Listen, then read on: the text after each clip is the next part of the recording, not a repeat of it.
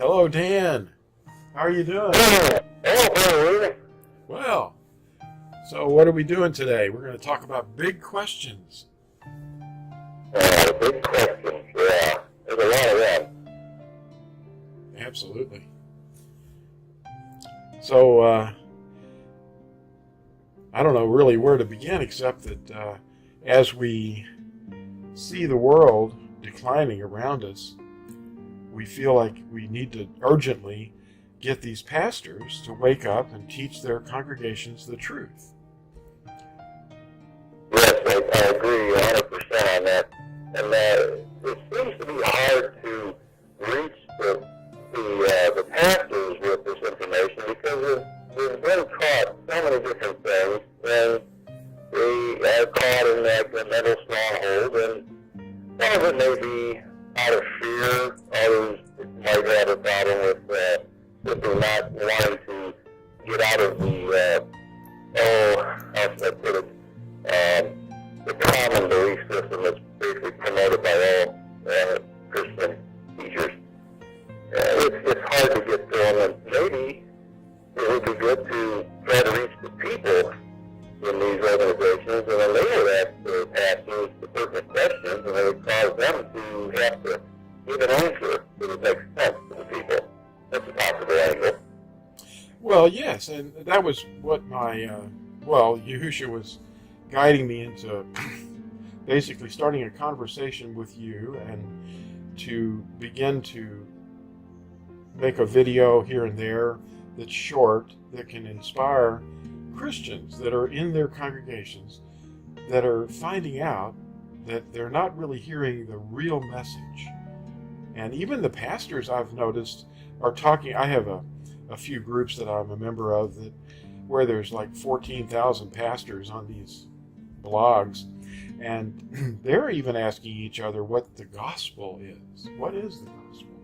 You know, they seem to not know. Yeah, that's interesting.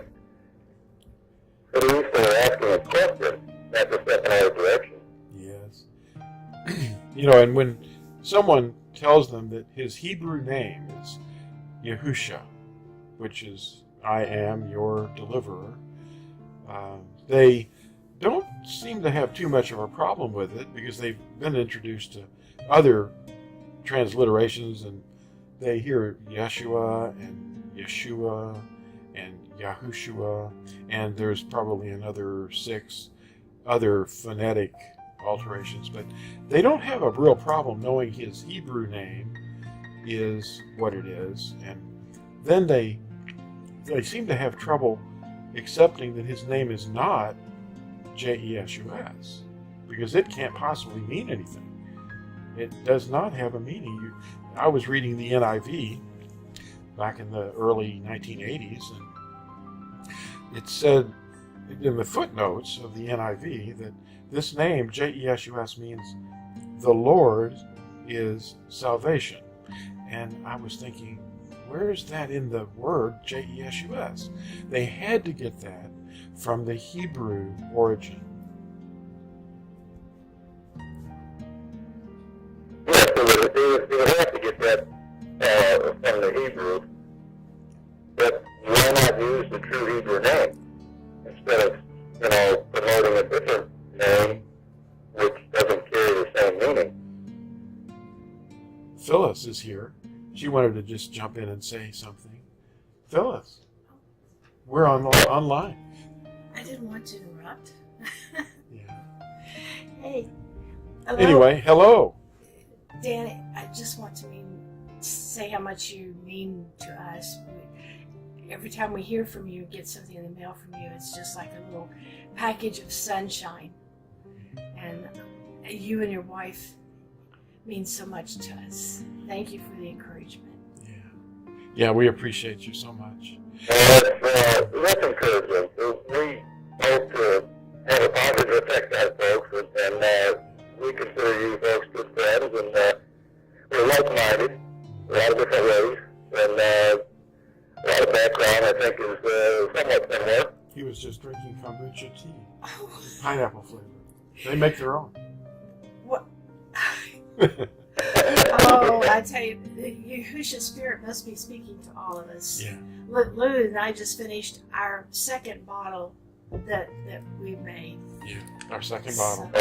Yeah. He makes 2 gallons at a time, just like we do. I just started, and I've got 4 bottles in there. But next week, I should be able to bottle 12 bottles. That's my goal. That's very good for you. We need a lot of raw garlic too. And of course, raw garlic is very beneficial. Keeps the viruses and a lot of germs at bay. But however, there is a little bit of a downside, if I might say real quick, is if you eat a lot of raw garlic, it does kill some of the bacteria in your stomach that's necessary for digestion. But the kombucha will replace that. So the one basically complements the other. It works out very well. Cool. We'll keep that in mind. Yes. Thank you for that. I don't want to interrupt We're growing our own. Well, thanks for dropping by. All right. Okay. See you all. Bye-bye. Okay. I'm going to back out of here. Okay. Yeah. There she goes. So, anyway, what has Yahusha been teaching lately? Well, basically, in my understanding of it, is the truth about his real Hebrew name and what he did when he walked the earth, and what we should be doing as followers of him. We shouldn't be following after organizations and people who claim to know him but don't do what he did and don't teach what he taught. His followers, his paganism disciples, they basically mirrored what he did when he walked the earth. And shouldn't we be doing the same thing if we profess to follow him and keep his word? Yes. That's what I was confronting my pastor with those questions. And it was about 1985, if I remember correctly. And I'd been basically attending and a big, it was a mega circus is what it was. And I went to meet with him. I made an appointment, which I'm encouraging everyone to do who's trying to learn. And I sat down with him for about 30 minutes, and I'm not blaming the man. He's, a teacher of the Word, but if the Word is living and active, and it's to be used for teaching and training and rebuking and correcting, and every letter is inspired in the Hebrew. We're reading the King James Version or the NIV or some man's translation of the Greek or the Latin, and we're not realizing that underlying that there was a Hebrew script. And that Hebrew script is the inspired word, and there's nothing ever spoken by Yahusha that ever said that we were to do anything differently than the way he lived. In fact, all his Talmudim were telling us that they were warning letters. Every one of them were warning us to walk as he walked, and the things that happened to the people of what they call Israel or Yisrael were for our example, and when they disobeyed, they were punished and scattered, and people are scattered today, and they're hearing and turning, and we're a very small flock, and we're very weak, but we don't want to attack one another, as we most often see, or compete with each other. We are lifting up the name of Yahusha, and the pastors are going to have to take time, and we don't want to interrupt the work, except the work that is not correct. But they need to have an army of people that rise up and ask them these big questions. Why are we not walking anything like they did in the book of Acts or the book of Matthew or Mark or Luke? Why do we not see these things reflected in our walk? Why are we putting trees up in our assemblies and decorating them as if it's his birthday? It isn't. Absolutely not. And another thing too is why does I'm not calling it doctrine or not, but I'll ethics always present its ugly head in the congregation. We're all for bad. We don't live in those times. Or I see it this way. It doesn't mean that to me. Those things right there need to be addressed because we need to, as a people, as followers of Yahushua, to look at things from his perspective, through his eyes, and not our own. Exactly. He's the one who's teaching us the truth. If we have ears to listen, and if we have an open heart, we'll accept it. And that's a problem for people who have been indoctrinated over the years with false teaching. You know, and not to say anything bad about the people, because most of us don't know any better, because it's been passed down to and through tradition from family members and friends and teachers.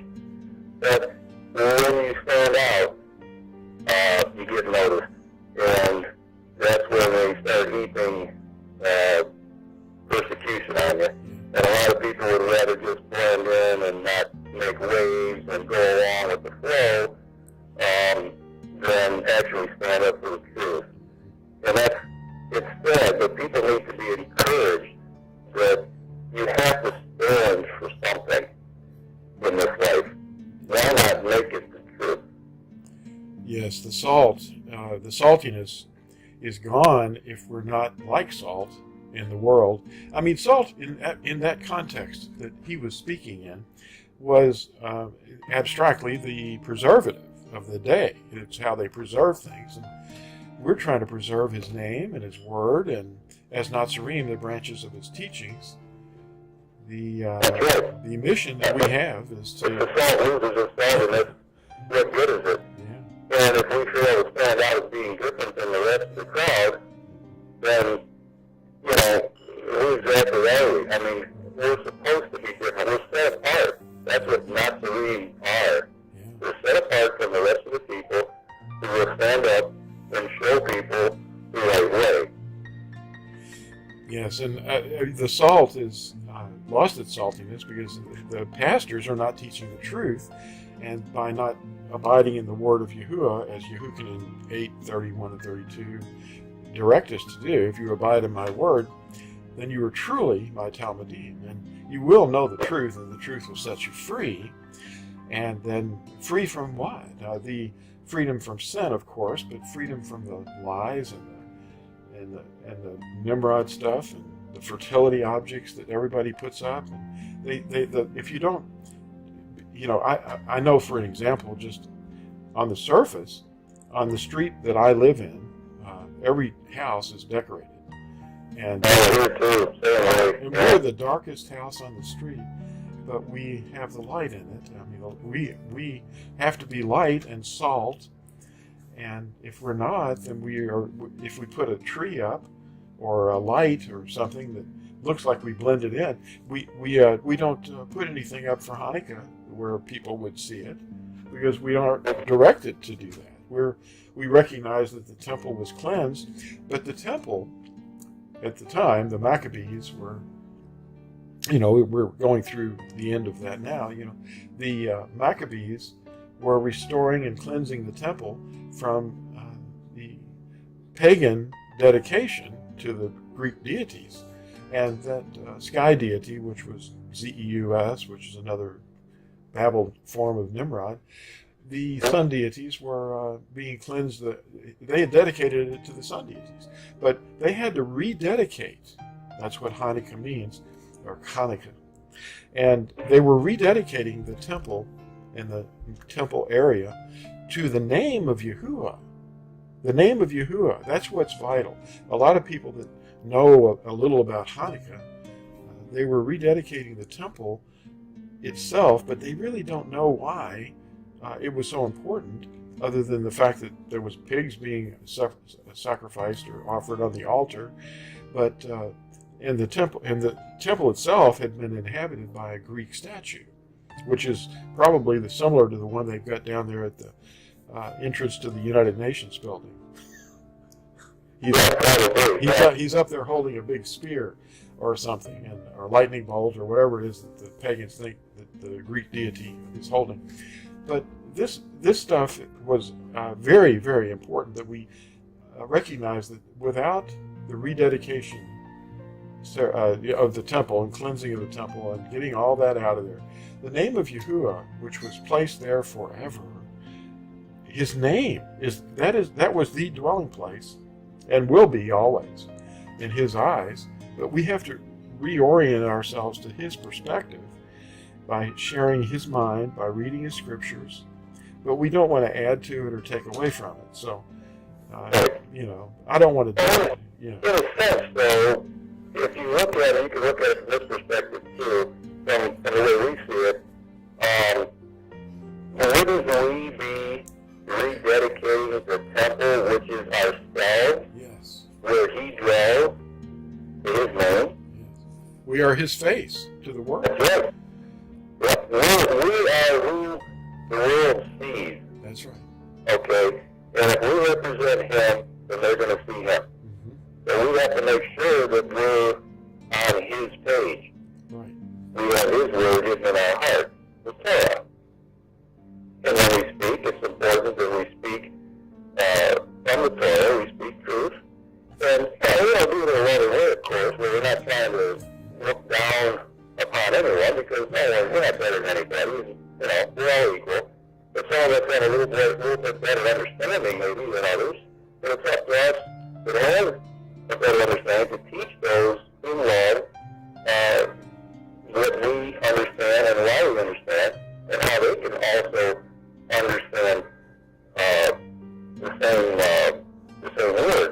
And the freedom that we have from knowing the truth is that we don't have to be burdened by all these pagan trappings that's going on in the world, and feel like we have to go along with the common crowd, otherwise we're going to be scared, we're not going to fit in. It's freedom from all that stuff. It's freedom to know the truth and to keep it simple and to teach others that and to lift that heavy yoke of, it's almost like what the Pharisees were putting on the people back in the days of the disciples. All these extra teachings and listen, you got to do this, you got to do that. And it was becoming a real burden. I mean, who should say, take my yoke upon you, for my yoke is light. My burden is light. His teachings, yes.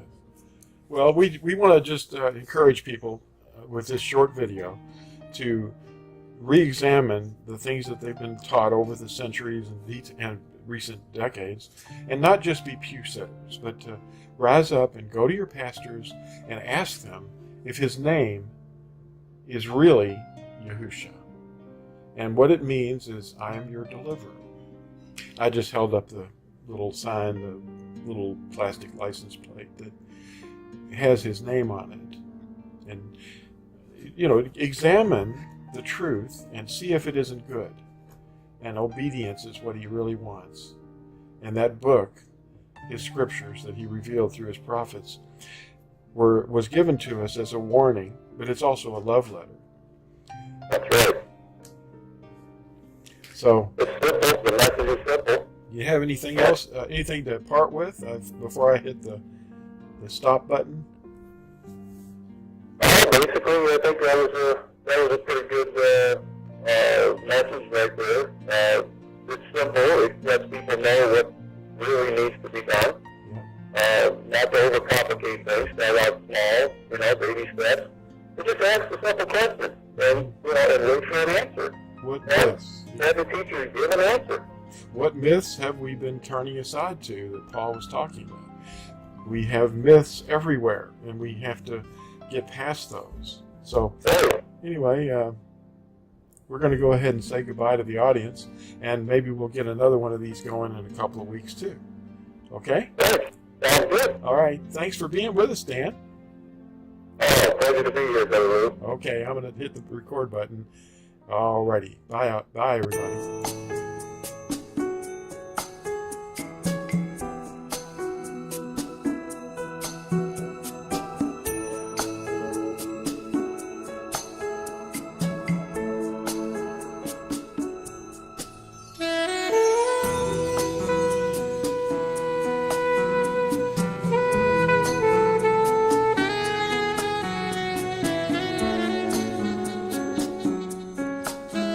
Amen.